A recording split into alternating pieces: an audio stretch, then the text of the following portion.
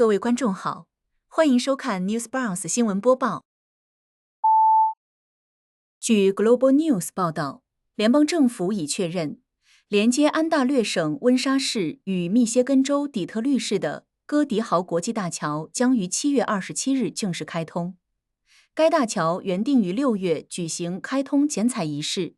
但由于特朗普政府试图重新谈判美加两国之间的长期协议，开通计划被迫延期。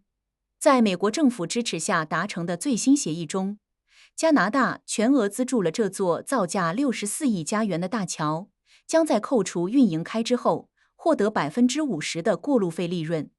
其余50%的利润将在未来15年内用于资助由美国运行的区域经济开发项目。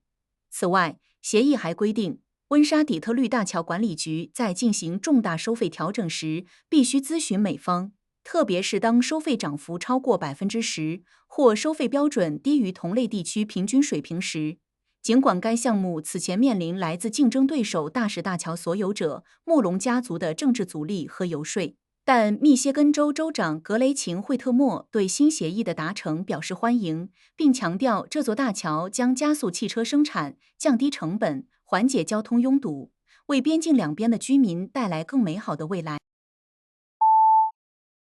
据 CTV News 报道，加拿大不列颠哥伦比亚 BC 省波士顿巴 Boston Bar 附近的山火目前仍处于失控状态。由于周末降雨和气温下降，火势有所减缓。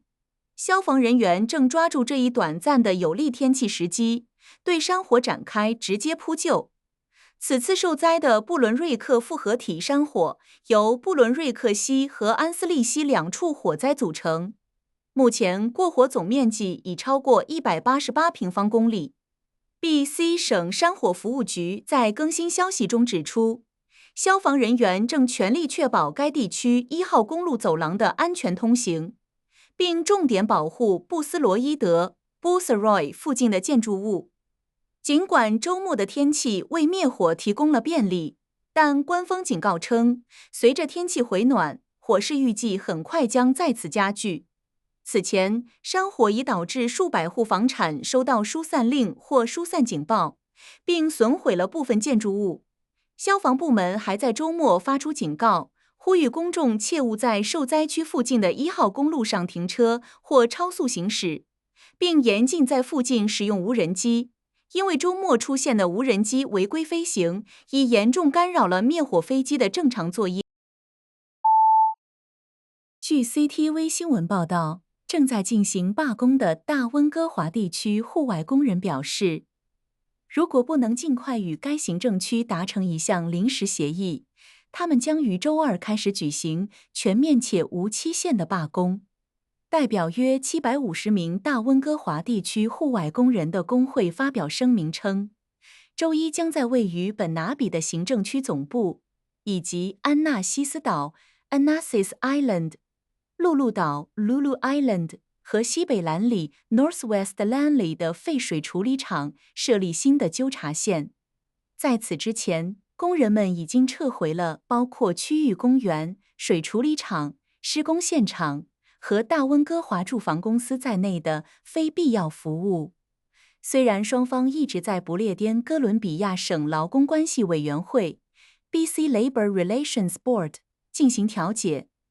但工会主席杰西·梅德罗斯 （Jesse Medeiros） 表示，2天的调解过程并未取得任何实质性进展。据悉，这些员工已经长达18个月没有劳动合同，这也直接引发了此次劳资纠纷及不断升级的罢工行动。据加拿大国际广播电台报道，海洋生物学家对北美西海岸灰鲸数量急剧下降的现状深感担忧。今年以来，不列颠哥伦比亚省和美国华盛顿州沿岸已发现数十头因饥饿而死亡的灰鲸尸体。研究表明，东太平洋灰鲸的种群数量已从2016年的约 2.7 万头骤降至2025年的近 1.3 万头，降幅超过一半。科学家指出，气候变暖是导致灰鲸大批死亡的重要原因。北极海冰融化和海水温度上升严重破坏了海洋生态系统，导致灰鲸赖以生存的高营养食物，如康虾等小型甲壳类动物数量锐减。在食物匮乏的情况下，灰鲸不得不转而食用营养价值极低的微型水母，这无法为它们每年长达2.2万公里的迁徙旅程提供足够的能量，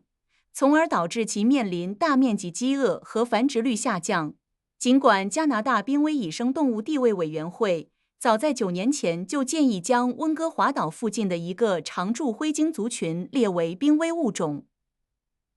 但加拿大联邦政府至今仍未做出决定。当地官员以及原住民社区呼吁政府必须尽快采取行动，因为一旦这些灰鲸彻底消失，生态系统的损失将无法挽回。据 Global News 报道，在经历短暂的凉爽之后，高温和潮湿天气再度席卷加拿大安大略省及大草原省份的部分地区。加拿大环境部已对安大略省大部分地区、曼尼托巴省南部以及萨斯喀彻温省部分地区发布了高温预警。在安大略省南部和东部，周二的气温预计将达到37摄氏度，体感温度可能飙升至45摄氏度左右。由于夜间最低气温也将保持在20摄氏度以上，市民几乎无法在夜间获得凉爽。多伦多卫生官员特别提醒参加世界杯半决赛球迷狂欢节等户外活动的民众，务必采取防暑措施，如多喝水、涂抹防晒霜，并尽量待在阴凉处，以防中暑。与此同时，曼尼托巴省南部和安大略省北部正承受着本轮热浪的主要冲击，两地已启动橙色高温预警，气温恐高达40摄氏度。周日，曼尼托巴省的格雷特纳、卡伯里、大吉流城和波蒂奇拉普雷里等7个社区创下了新的每日最高气温，打破了数十年来的历史记录。环境部预计，曼尼托巴省的高温天气将在周一持续，并于周二开始逐步降温。以上是本期视频的所有内容，谢谢您的收看，下期视频再见。